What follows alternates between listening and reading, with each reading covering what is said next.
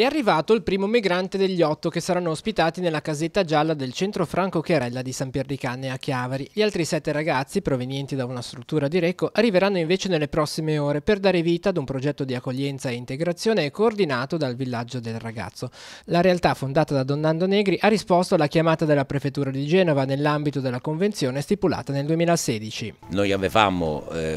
risposto a un bando con la prefettura di circa 25 posti.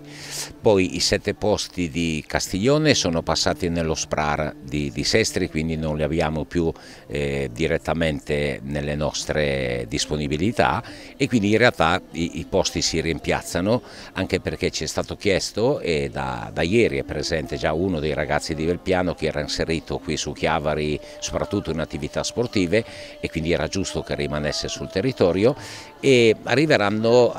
oggi o domani, in questi giorni, un gruppo di ragazzi che sono ospiti a Recco di un'altra struttura che deve chiudere. Ecco. In queste settimane è stato sistemato l'edificio, una casa di 2 piani circondata dal verde, nella quale sono stati ricavati 3 alloggi, uno dei quali sarà riservato ad un operatore. I migranti accolti potranno proseguire qui il cammino di integrazione già iniziato da tempo nelle altre strutture che li hanno ospitati in questi mesi. Entro nel progetto diocesano, quello che di piccole unità di accoglienza diffusa, diciamo di attenzione personale a ciascuno di loro, di conoscere la lingua, di cominciare ad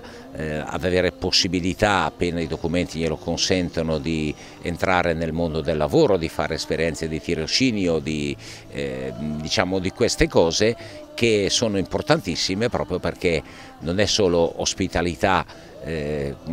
così in attesa di far nulla, ma davvero il desiderio sarebbe quello di